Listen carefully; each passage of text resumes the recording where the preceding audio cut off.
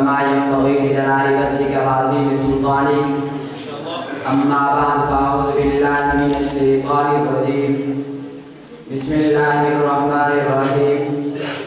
والسابقون الأولون من المهاجرين والأنصار صدق الله العظيم. لے شوق سے نام صحابہ کا، لے شوق سے نام صحابہ کا، در چرچا عام صحابہ کا. گر طلب ہے تجھ کو جنت کی، گر طلب ہے تجھ کو جنت کی، تو بلّہ تھام صحابہ کا.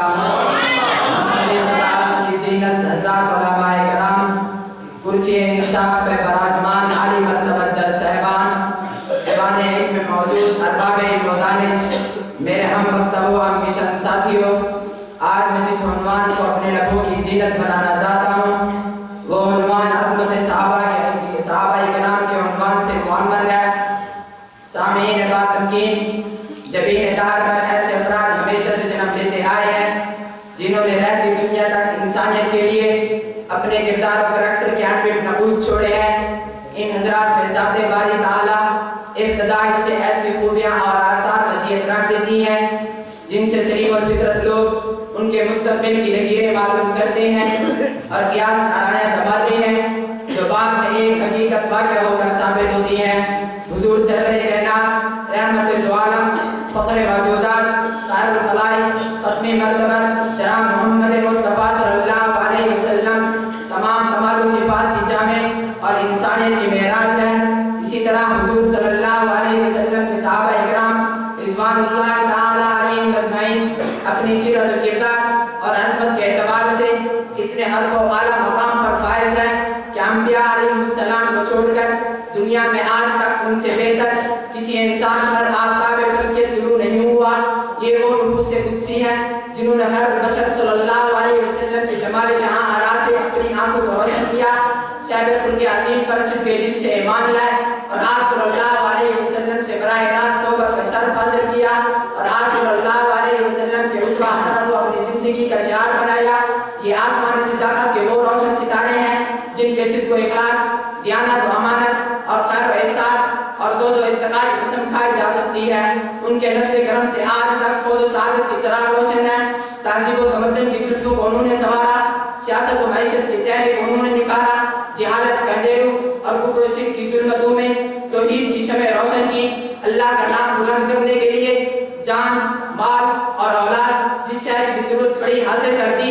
ان پروانوں کی دلسوزی اور جاندازی کی عجیب شان تھی کہ دین حنیف کی ترویج و اشاعت اور پرچم حق کی سر بلندی کے لیے زندگی کے ہر اس میدان میں وہ قربانیاں دی کہ ان کا اجتماعی اور انفرادی کردار قیامت تک تمام فرزندان توحید کے لیے مشعل راہ بن گیا.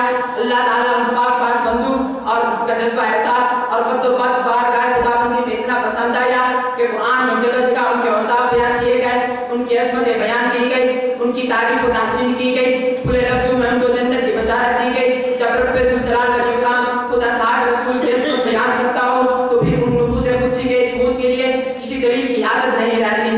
آئیے قرآن حکیم کی طرف چلتے ہیں. قرآن حکیم اصحاب رسول کی عظمت، اصحاب رسول کا مقام و مرتبہ، اصحاب رسول کا عزت و عظمت کس طرح بیان کرتا ہوا نظر آتا ہے. قرآن مجید سورۃ فتح آیت نمبر 29 محمد رسول اللہ والذین معہ اشداء علی الکفار رحماء بینہم تراہم رکعا سجدا. اس آیت مبارکہ میں اصحاب رسول کے 3 اوصاف بیان کیے گئے. نمبر 1 کفار پر صبر، نمبر 2 آپس میں رحیم، نمبر 3 اتنے عبادت گزار کہ سجدوں کے اثر ان کے چہروں پر نمایاں. نمبر 1 کفار پر صبر ہونے کا مطلب یہ نہیں کافروں کے ساتھ توقع اور درسری سے پیش آتے ہیں، بلکہ کافروں کے مقابلہ میں پتھر کی چٹان کو حکم رکھتے ہیں. وہ تو اپنے آپ و مولا کی حمایت میں کافروں کے خلاف سر دھڑ کی بازی لگا دینے والے لوگ ہیں. نمبر 2 آپس میں رحیم ہونے کا مطلب یہ ہے کہ وہ انما المؤمنون ایک بار کی اہم تصویر بن گئے، ایک دوسرے کے ہمدرد اور غمگسار بن گئے. یہ نفوس قدسیہ امت اسلامیہ کے محسنین ہے. امت کے بارے خلا سے طاقت سب دوش نہیں ہو سکتے. کسی نبی اور رسول کو حضور خاتم النبیین صلی اللہ علیہ وسلم کے صحابہ کی طرح جان نثاری و حواری ساتھی نہیں ملے. حقیقت یہ ہے کہ ہر صحابی اپنی ذات میں آیت الہی تھا، کتاب اللہ سنت رسول اللہ انہیں عظیم رجال اقدار کے واسطہ سے ہم تک پہنچی ہے، جن کی بدولت یہ امت فوز و فلاح کے راستے پر گامزن ہو سکتی ہے. یہ آسمان اس طاقت کے وہ روشن ستارے ہیں جنہیں دیکھ کر یہ امت کی سفینہ کے لیے منزل مقصود کا رخ को متعین کیا جا سکتا ہے. اس گلستان کے ایک ایک پھول کو اٹھا کر تو دیکھو تمہارا ضمیر یہ گواہی دے گا کہ یقیناً اصحاب رسول کے کردار تو سورج کی طرح چمکتا ہوا نظر آتا ہے. اصحاب رسول ہی وہ شخصیات ہیں جو حریت فکر کی پاسبانی کرتے ہیں, انسانیت کو انسانوں کی غلامی سے نکال کر خالق کائنات